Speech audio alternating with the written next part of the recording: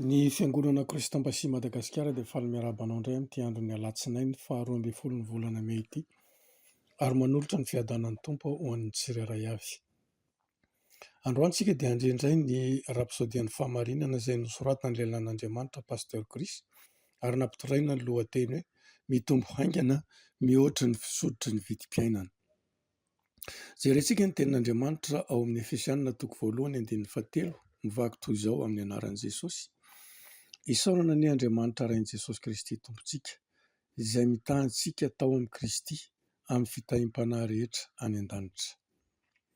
Ny fisondrotry ny vidim-piainana dia efa resaka hatry ny ela, na dia eo aza ny fiovaovan'ny toe-karena, ny resaka manodidina ny fiakaran'izany eo amin'ny fiainana andavanandro dia mitoetra ho ady hevitra hatrany.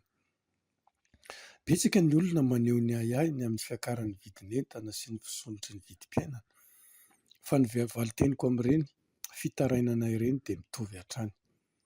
Efa nandre fitondram-panjakana nanao fanambarana ve ianao hoe ankehitriny dia mora kokoa noho ny teo aloha ny zavatra rehetra?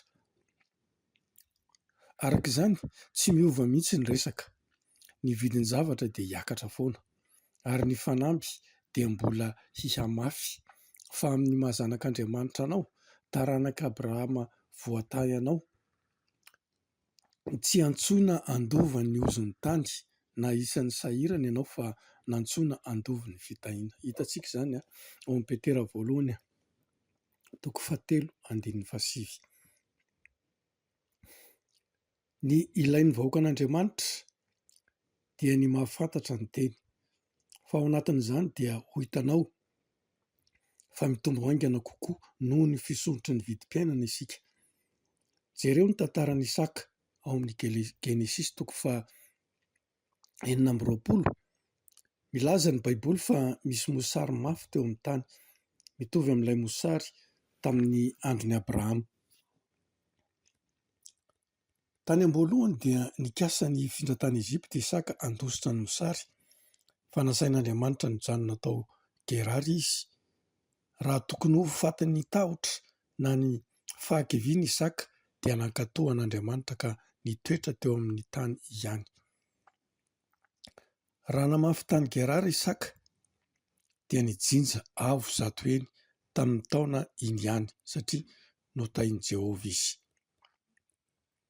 Nanan-karena be Isaka, nanangona ondra manosy sy omby ary mpanompo maro izy. Hitantsika izany eo amin'ny Genesis 4:12 ka hatramin'ny 14. Nisongadina ny fanambinana azy ka nialoha azy ny Filistina.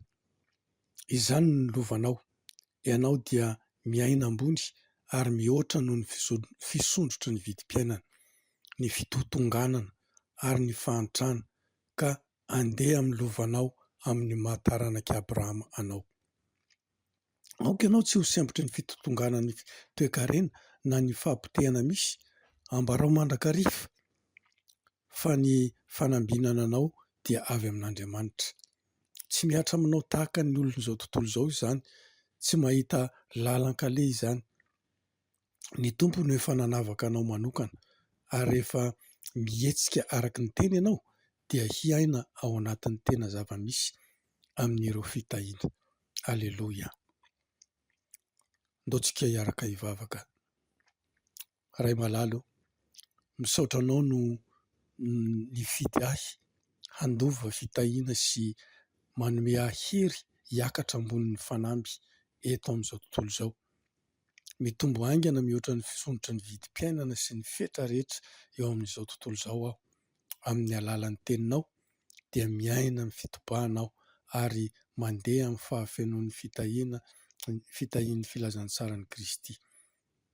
Ny fiainako dia vavolombelon'ny famatsianao sy ny fahasoavanao, ary mamiratra toy ny fanilo aho ary mitondra fanantenana ho amin'ny manodidina ahy, amin'ny anaran'i Jesosy. Amen.